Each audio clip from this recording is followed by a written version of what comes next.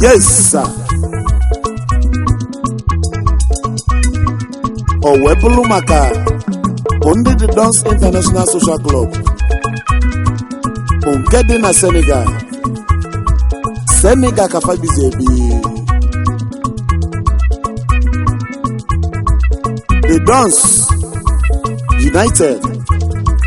The Dance United. The Dance United we stand. Yes, sir.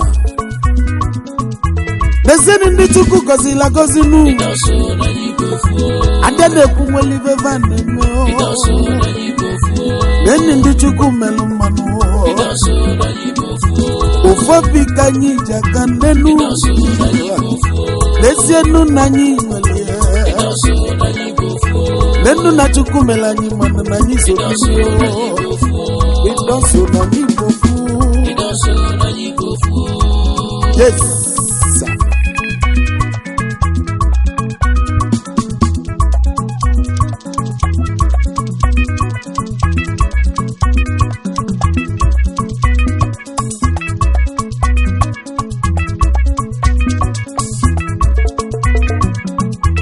Zeni Chuku Gozila Gozinu. Adene kumwelive vane menu. Anekuzi na kitinu. Adene kumwelive vane mezinu. Didosi na nyibo funu. Nezena na nyimalu wane. Anyine nyelo wanya kanu. Nenu na nyidinu donu. Anyi chizifunanya ganu. Ifunanya no ganirunu. Desia no bunu kanyi. Desia na Chuku Gozila Gozinu. Desia no nanyi busikenu. Yes, sir. The Dance International Social Club of Senegal. Undi kusi. Eziene ndi Chuku Melomai. Dindasi nanyi sofili. Abatazeni mofodonu. Anyine nyelo bodakanu. Ifanyi kulu kanyi nemenu. Ifanyi melo kanyi nekulu nenu. Andi Chuku jeneto bodonu. Andi Chuku jemo bodoma. Idosi nanyi so na kalisia.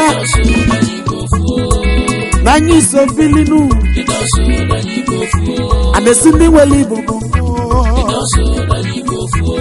Anya kali gegu nenu. Idosi nanyi bofunu. Idosi nanyi weli.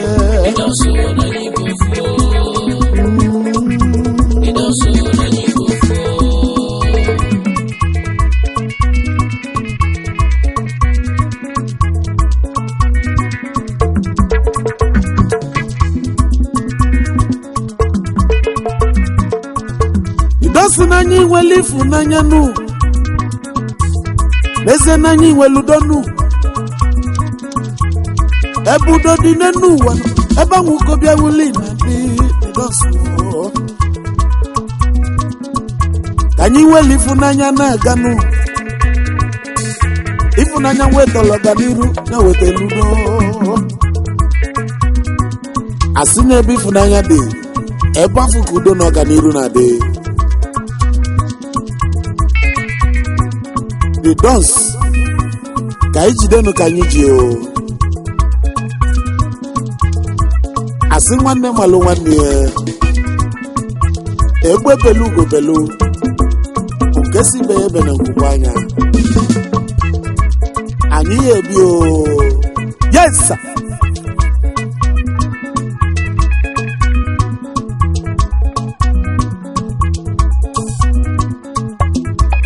Ambuziele kene. Weje kenezie. Undi executive members.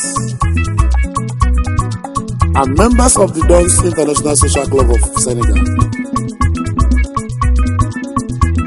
Ndị ọya adịlị mma ekene dịkwala unu. President Iduso Ebu President the Dons International Social Club of Senegal. Eze yi Iduso nnukwu mmadụ dị ka nnukwu alụsị onye na-ekwu nwezili ife na-eme n'ụwa. O wee bụrụ maka Mr. Okechukwu mmadụ ekwe Don Success N'iduso Obuwara ụzọ 1 na Umumbom Delta South, Imo State, Nigeria. Eze yi n'isobilinu ọchịlimma ya chọzọnụ. Eze yi m n'iburu onye ọchịchị onye ndudulu anyị gaba onye asị ya jide ka o ji na eme ọfụma. Eze yi m n'ife a na-akwakwuru ime ọrụ adaka ka ibizi ebi gaba n'iru ka m bụkwala ekenenu wee jekene onye ọ ga-adịrị mma Mr. Nwogu Felix Kelechi Don Felix onye isi ama amụmara Ezinihite Mbaise onye Imo steeti na ọ ga-adịrị gị mma.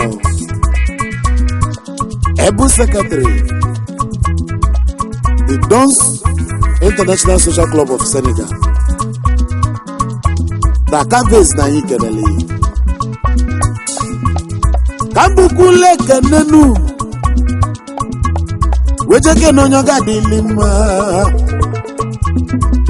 ọ bụrụ maka onye Mr. Modestus Edozie Don Modest Nwaji Akuchi ọzọ n'Uruala Idato North in Imo State. Eze anyị n'isobili Ebu Treasurer the Dons International Social Club na anyị kenele. Ebu sikwa founding member. Eze anyị na ọ ga-adịrị gị mma Dakar Senegal base N'iduso gaba n'iru n'ife a na-akwakwuru ime. Yes, ka mbụle kenenu wee naba na aka eze o wee bụrụ n'ivo local government area Ebonyi State. Ọ bụrụ maka onye Mr. Christopher Chukwu Don Ebig na ọ ga-adịrị gị mma. Ebu Provost N'iduso Ebu Provost the Dons International Social Club of Senegal. Dakar base N'iduso ezu anyị gaba n'iru na ọ ga-abalị. Yes, ka mbụzili ekene wejekene onye ọ ga-adịrị mmanụ o wee bụrụ maka onye Nezenu nnukwu mmadụ nnukwu odogwu Mr. Gerard Ugochukwu Oheri Don JJ Nezenu ọkwụrụ ọka nene ọkwụrụ ọka lisianu. Eze yi mụ n'isobilinu n'inwele ife odogwu nwere ife na anyị kenele. Onye Umumbom Idato South Local Government Imo State ọ ga-adịrị gị mma. First President the Dons International Social Club of Senegal. Founding member anyị kenele ọkwa na Dakar ka ị nọ na-achụ aka ya. Ezi anyị gaba n'iru na ọ ga-adịrị gị mma. Ka mbụlego m wee jebezienu webulu makonye Mr. Tony Jeremiah done well Ebu former president the Dons International Social Club of Senegal onye dani du sonu eda na Afikpo ebavu gisete onye Afikpo South Local Government Ebonyi State isokwa na founding member ọkwa Sudan ka ịnọzi wee na-ajụ aka ya ezi oyi gaba n'iru n'oge abalị n'eze na anyị bụ ofunu n'enu na anyị bụ ofu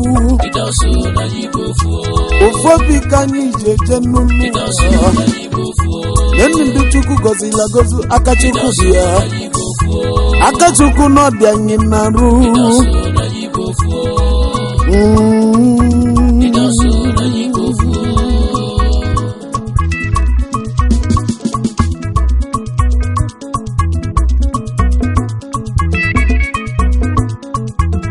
Kambuli bawe jebezenu kanje kenenu odogwu ezienu odogwu nwa mụrụ Idato South n'Imo State ka isi eje Don gozie m n'oge abalị Ebu former secretary the Dons International Social Club of Senegal isopụzi na founding member ọkwa na Nigeria ka ị nọ wee na-akpata aka ya gaba n'iru n'ife a na-akwakọrọ ime ya ezi oyi ka nje bezenu nenu ka nje kene onye ọga dị ime mmanụ n'ezienu ọgaranya Mr. Chukwudi ire anya Don relay Mayor ni gadinu Mayor biko gaba n'iru n'idosu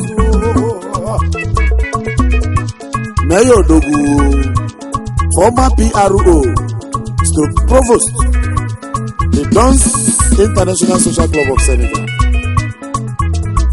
Onyobo n'Imo State n'oge abalị isopụzi na founding member daka ka ị na-akpata aka ya ezi oyi gaba n'iru na Chukwu ya gozi yes ka mbụlụ ego m je kenenu onye ọga adịghị mma ebudonu Mr. Ebuka Henry Iwoma ezi onye okpu ofe nke dị n'ezinụlọ ite Mbaise onye Imo State n'oge abalị CEO Ebudon Oil and Gas Limited founding member the Dons International Social Club of Senegal ọkwa na Nigeria ka ị nọziri wee na-akpata aka ya ezi oyi m gaba n'iru niile ụzọ Prezident onye ọga adịghị mmanụ Mr. Ferdinand Oluchukwu Chimezie Dom Ferdinand onye uru ala Idato North Imo State daka ka ị nọ wee na-achụ aka ya onye uru ala gaba n'iru n'oge abalị ka nke na-eze onye ọga adịghị mmanụ nnukwu mmadụ dịka nnukwu alụsị ọnụ Mr. Prince Gabriel Okoro Domboko onye Dani Dusọ Afikpo South ka isi eje nu onye Ebonyi State n'Idusọ ọkwa na Istanbul ka ị na-ebuli ike ebe afọ ka ibizi ebi ezi oyi n'oge abalị ka n'ezie n'odogwu nwanne nwere Mr. Chimezie Ugonia Don Waiting Day Ebu former vice chairman, Idato North, Mbanasa Progressive Union, in Dakar, Senegal. Onyako Kwanidato, Imo State. Okwana Dakar kino wena chwaka hii. Ebafu kine bulike o. Gabaniru no gabale. Kambuli baweje zenu. Zenu bele mwanu chuku gozi la gozi o. Mr. Jackson Uboshigwe the Bishop Onyoma Bishop no gabale Onya Ruala na Ruala Ancient Kingdom in Umuahia, Abia State. Dakabes no gabale Kakeneze no dogunu Mr. Samuel Anayodin Samuel Agujugo one Nokigwe Onye Imo State Odogu Agujugo Izo yingabaniru nifana kwa kurime Makononye chadroni izu nifana kwa kurime. Yes Kake nezen Odogunu Don save Owebulu maka Mr. Lazarus Iboleku Onya Bombi ise N'Imo State. Yesa yini sobilinu Daga kine bulike Owebulu na Senegal Onyoma na Daga ni sobili Kakeneze no dogunu Mr. Eric Ndubisinu Okafo Don half cast Onyobo N'Imo State, Nigeria. Okwa Dakar kina batazi ego nu Ezo igabaniru nivana kwa kurime Meze no nyoga dili mmanu Udogu mwano gadele ma Owebulu maka Mr. Kisili Chibike Mwobasi Don Shibai Onye ngwano gabale Onye ngwana Abia State nedo so Istanbul looking busy Eba vugine boutique Izena chuku gozili gagozi Odogu Ezo yimuni sobili Odogu ni Istanbul toki ni seje. Yes sir. Didasu nanyi sobili nu Nenu ndu chuku gozili gozu Ifanyi kulu kanyi ne menu Ifanyi melu kanyi ne kunu Na chuku kwanyi na sunenu wao Amuli kanyi ne mwezi Okolili kanyi ne lizi Onyo ne utenu Nyabataze na didosu na nyinye Didosu nenu Wane malu wanie Onye bulu wanie no tola tonu Onye bulu wanie no burodogu Ivonye megalu no bunagalu chienu Didosu nanyi wale Nenu nanyi zona kalisia kalisia Kalisia kalisia kalisia Kalisia kalisia kalisia kalisia